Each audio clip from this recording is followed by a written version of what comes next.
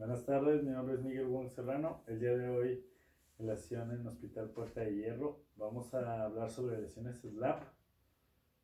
Mi coordinador, el doctor José Alberto Reyes Pedrosa, mi coordinadora, la doctora Sandra Nájera Archundia.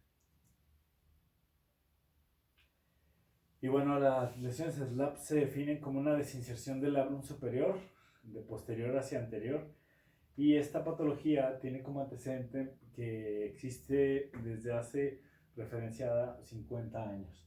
Aquí podemos ver un tendón del bíceps normal, con un labrum normal y un desgarro tipo SLAP.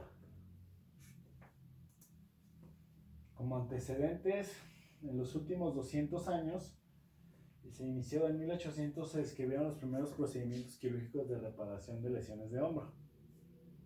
Posteriormente, en 1906, casi 100 años después, Perter reparó un labrum glenoideo e hizo la primera referencia bibliográfica. Después, Bankart en 1923 describe su abordaje y en 1939 hace la reparación del ligamento glenoideo y presenta su artículo. Fue hasta posteriormente, casi 40 años después, Johnson quien describió el primer tratamiento artroscópico, y en 1985 Andrews clasificó por primera vez y describió las patologías labrales, y 5 años después Snyder lanza su clasificación y acuña el término SLAP. Como antecedente de esta epidemiología, el American Board of Orthopedics entre el 2003 y el 2008 publicaron una incidencia de una distribución del 78.8 en varones y 21.6 en mujeres, y el promedio de edad es de 36.4 años para varones y 40.9 para mujeres. Entonces, la articulación del hombro está compuesta de la escápula, de la clavícula y del húmero. En la escápula se deposita el labrum, el cual va a rodear la glenoides y va a ayudar a profundizar y estabilizar la articulación, y el labrum ayuda a la biomecánica profundizando la glenoides hasta en un 50% que la cabeza del húmero se ajuste. Y aquí podemos ver una imagen de cómo el labrum va a hacer una sobrecobertura. En esta imagen podemos ver la cavidad glenoidea, el tendón de la cabeza larga del bíceps, y podemos ver la bursa y cómo ayuda a profundizar en la articulación del húmero, haciendo una sobrecobertura en la cápsula articular. El labrum glenoideo es un rodete de fibrocartílago que va a aumentar el diámetro superior inferior en un 75% y anteroposterior en un 50-67%. Y aquí podemos ver una imagen, la glenoides, podemos ver la profundidad, cómo se encuentra rodeada por el ligamento mediolunar superior, el inferior, la escápula, la glenoidea y el bíceps. Pero ¿cuál es la situación con este tipo de articulación? ¿Qué la hace tan especial? El húmero es la articulación que tiene un mayor rango de movimiento anatómico, permite 360 grados de rotación sin antecedentes de luxación. Esto se refiere a que es la articulación que se permite este grado de libertad, nos da una posibilidad de una luxación. ¿Qué evita que esta situación clínica se presente? Los estabilizadores dinámicos, que es toda la musculatura que se encuentra alrededor del hombro, y el manguito rotador juega un papel muy importante. Y aquí podemos ver cómo se encuentra la sobrecobertura y esto cómo nos permite en la articulación limitarlo. Los estabilizadores estáticos, que es la cápsula articular glenohumeral, los engrosamientos capsulares importantes, el ligamento glenohumeral superior, el ligamento glenohumeral medio y el ligamento glenohumeral inferior. Y aquí podemos ver cómo los estabilizadores se conjuntan para darle soporte y mantener el socket, y a su vez estos dos producen algo de presión negativa en conjunto en la cabeza del socket, y esto permite que el organismo pueda hacer el movimiento. ¿Cuál es la etiología específica que subyace a las diversas presentaciones de las lesiones SLAP? Y esta actualmente se encuentra descrita que es multifactorial y sigue siendo un tema de debate y controversia. Diversos mecanismos producen la lesión. La primera es caer sobre un brazo extendido con un golpe directo a la articulación. Un tirón repentino, como cuando se intenta levantar un objeto pesado y movimientos aéreos fuertes. Y aquí podemos ver los mecanismos. Lesiones por compresión, que es el que mencionamos, una caída en un brazo extendido con el brazo en diversos grados de abducción. Otros son lesiones tipo tracción, que ocurren secundarias a movimientos bruscos o después de levantar objetos pesados, y puede ocurrir después de un tirón inesperado del brazo, y lesiones tipo combinado. Hay otro mecanismo, que es las lesiones por desgaste, y estas se presentan de manera insidiosa. El dolor profundo del hombro en atletas jóvenes con el brazo en posición de abducción y rotación externa también es otra, y durante la fase de lanzamiento tardío, que es el cric, o que es una sensación de pinzamiento o de movimiento. Las lesiones degenerativas del SLAP: se pueden desarrollar desgarros degenerativos secundarios a los normales si se observan patrones de desgaste en pacientes con edad avanzada. Y las rasgaduras degenerativas del SLAP a menudo van a afectar a trabajadores con grados de asociación cada vez mayores y en pacientes menores de 40 años. Esto habla de que no es una patología exclusiva de jóvenes. También en personas que se dedican a actividades físicas puede presentarse por sobrecarga o sobreestrés. ¿Cuáles son los signos que acompañan esta patología? Se acompañan de dolor al realizar los movimientos sobre la cabeza, al atrapar, al bloquear. El dolor se presenta nocturno, ocasional o con las actividades diarias, además de una sensación de inestabilidad, sensación o una disminución de los rangos de movimiento, una pérdida o disminución de la fuerza con GIR, con la sensación de brazo muerto y el pillback. Además de esto, se acompaña de un déficit glenomeral en la rotación interna, que es el GIR, y además de esto, se puede acompañar de otro tipo de lesiones, que son el Bankart. El diagnóstico clínico es buscar la sintomatología mecánica, buscar crepitaciones o clic. Generalmente estos van a empeorar al realizar actividades por encima de la cabeza o por detrás de la espalda, y ocasionalmente en pacientes deportistas de lanzamiento pueden describir una sensación de brazo muerto.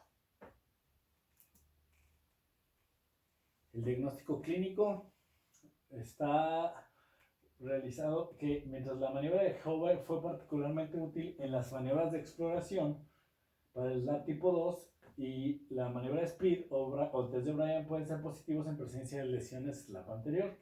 Y estas son las pruebas clínicas que han conseguido probar con mayor exactitud en el diagnóstico de lesiones SLAP. Esta es una tabla de varios estudios que realizaron de Morgan y Colt, y estos fueron los hallazgos: que en las lesiones SLAP tipo 2 ellos encontraron que sin inestabilidad anterior asociada o sin banca o ninguna otra patología, Jove, y fue especialmente útil para el diagnóstico de SLAP 2 con 85% de sensibilidad y el 68% de especificidad. Wanchi y Jones compararon 7 maniobras clínicas en 60 pacientes sometidos a artroscopía y no encontraron diferencias estadísticas. En otro estudio validaron la realización de múltiples maniobras clínicas con 132 pacientes con SLAP tipo 2 y ellos no encontraron ninguna diferencia estadística, pero sí encontraron que eran una especificidad mayor en las maniobras de Bryan, el test de Speed y el de recolocación de Hove. Holbit estudiaron a 50 pacientes evaluando la eficacia del test de Speed y Jergason, y lo que encontraron fue que la sensibilidad y especificidad del test de Jergason fue del 43 y 79%, mientras que la maniobra de Speed y la eficacia diagnóstica fue el 63 y el 53%. Y por último, Eppinger describieron el test de flexión supina contra resistencia en 150 pacientes y demostraron que es menos sensitivo que el test de O'Brien. Entonces, estos resultados nos indican que las maniobras con suficiente sensibilidad y exactitud aislada, cuando se encuentran en el entorno de patologías asociadas, y que serían Hove, Speed y Jergason. El diagnóstico por imagen son radiografías simples que no son diagnósticas, pero nos permiten identificar patologías asociadas: Bankart óseo, fracturas anteriores, condrocitos, osteocitos, etc. Y la artrotomografía, que en realidad no es de tanta utilidad, pero nos permite una mejor evaluación en caso de un diagnóstico óseo, y el diagnóstico artroscópico. Ahora vamos a hablar un poquito de la imagenología de las lesiones SLAP. En la resonancia se ha reportado solo el 42% sensitiva y 74% específica. La arterografía se reporta con un 89% de sensibilidad y 91% de especificidad y un 90% de exactitud en lesiones SLAP. La arterioresonancia es el método diagnóstico el más sensible y más específico para el diagnóstico definitivo de la artroscopía. En un artículo donde se analizó la eficacia diagnóstica de la resonancia en contraste para el diagnóstico de las lesiones SLAP, se obtuvo como resultado que la mayor sensibilidad se obtenía con la arterioresonancia versus la resonancia simple y la arterografía. Y en esta tabla podemos ver el comparativo de estos estudios y podemos ver la arterioresonancia con sensibilidad 98, especificidad 89 y eficacia 97. Resonancia magnética disminuida la sensibilidad en 73, especificidad del 85. Y acá podemos ver la arterioresonancia del 72%. Para el estudio de las lesiones SLAP hay que basarnos en las imágenes en los planos oblicuo axial que son los más útiles para la evaluación de las mismas.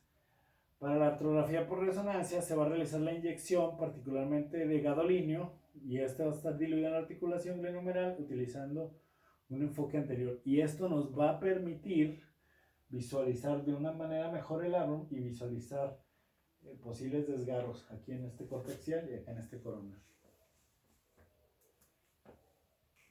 En los criterios diagnósticos comunes para una lesión del SLAP se clasifican en tres, que son el número 1, la presencia de una intensidad de señales lateralmente curvada y una alta en el labrum, no una imagen coronal. El número 2, lesiones múltiples ramificadas o de alta intensidad en señales en el labrum superior a la imagen coronal.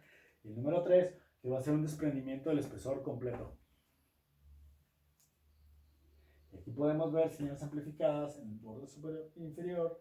Podemos ver el corte axial, el corte coronal y podemos ver la imagen de estos coronales. El número 2 con imágenes ramificadas en la parte superior y podemos ver el labrum y podemos ver el desgarro ahí principalmente. Y en el número 3 con diferentes imágenes para evidenciarlo de manera mejor y podemos ver el desgarro aquí en la parte y podemos ver cómo está interrumpido y aquí en el flujo se observa.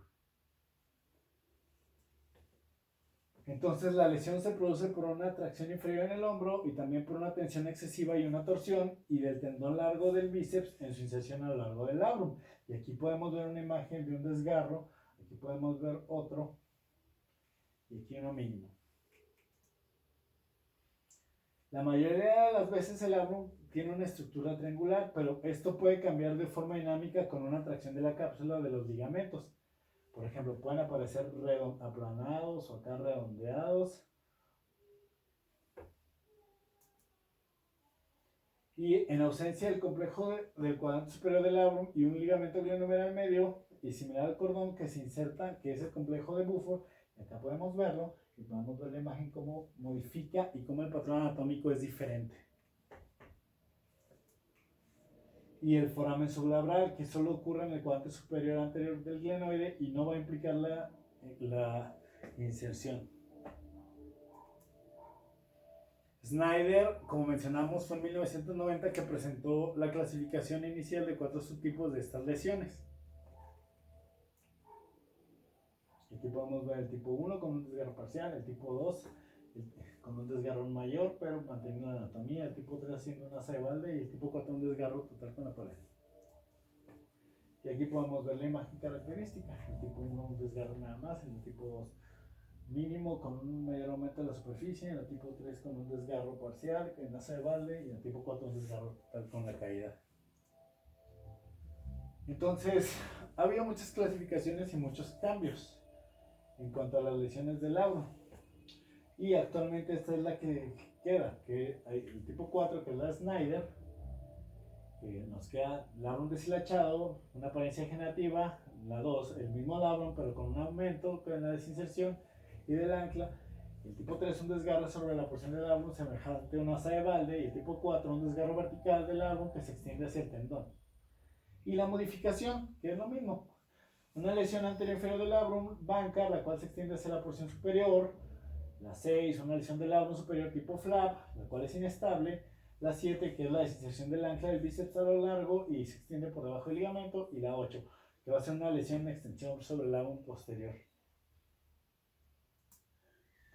Y aquí podemos verlo de una manera mejor. Aquí podemos ver el labrum con una mínima, un aumento, asa de balde, la caída vertical, y acá con modificaciones en el bancar óseo, desgarro, y podemos ver aquí la tracción, el aumento, podemos ver aquí la disminución del espacio y el desgarro parcial con múltiples. El tratamiento, la indicación quirúrgica va a depender de muchos factores, la edad, la clase funcional previa, actividades deportivas o laborales que el paciente llegue a desempeñar. Y además hay que considerar algo de que el tratamiento médico no dirá buenos resultados, al menos durante 3 meses, y en deportistas de lanzamiento o pacientes con sobreuso de actividades por encima de la cabeza. Este tratamiento debe incluir un periodo de reposo del gesto deportivo o laboral o la actividad que nos produjo la lesión. Y la indicación temprana de la cirugía se debe realizar en pacientes que presentan signos de compresión del nervio supraescapular secundario a ganglio de la fosa espinoglenoidea. En las lesiones tipo 1 el tratamiento es un debridamiento del rodete superior hasta lograr un borde estable. En la tipo 2, 3 también hay que hacer una resección del fragmento roto y asegurarse que el tejido restante del rodete se encuentra bien anclado a la glenoides. En la tipo 2, en la inestabilidad del anclaje, hay que reinsertar la glenoide, hay que hacer un desbridamiento y sin decorticación de la región superior del cuello de la glenoides. Y unión del tejido o una fijación o una sutura transglenoidea. Y acá podemos ver que las últimas, pues hay que hacer el análogo de tratamiento desde desgarro, que es la reparación, la desinserción, y se tratan igual 3 y 4, nada más que el tendón debe de debridarse y tenotomitarse o tenodesarlo de acuerdo a si está involucrado en un porcentaje del 30 al 50%. Hay 3 accesos que se recomiendan, que es el acceso posterior estándar, el anterosuperior, detrás del tendón y el glenoideo medio. Y en esta imagen podemos ver los accesos, la cánula glenoidea media, podemos ver la cánula posterior, la cánula anterosuperior y el desgarro y la localización de los mismos. Y aquí podemos ver cómo nos van a permitir el acceso y la reparación. El desbridamiento de la membrana fibrosa en la porción superior de la glenoides y el desbridamiento del rodete. Y hay que decorticar con fresa de 4 milímetros bajo el rodete superior del anclaje del bíceps y hacer orificio piloto para facilitar la perforación con la broca, y con la broca del punzón colocar la cánula anterosuperior en el orificio piloto y adyacente al auricular e inmediatamente por debajo de la inserción del ligamento del bíceps, o lo que es mejor, así. Y aquí podemos ver cómo se está realizando a 45 grados el orificio piloto, el anclaje de la sutura, y con este mismo la perforación y la fijación. En esta imagen podemos ver aún mejor cómo se está pasando la sutura, cómo se hace el anclaje, el nudo artroscópico, y al colocar el pasar bajo la sutura se va a fijar el lado. Y aquí nos queda más claro cómo el nudo que hizo los ganchos va a permitir anclar y nos va a permitir fijar la desinserción del lado. Es todo, agradecemos su atención. Les recordamos que seguimos viendo urgencias aquí en Traumatología de Ortopedia Práctica. Por favor, respeten las normas de la contingencia. Estamos a sus órdenes. Muchas gracias.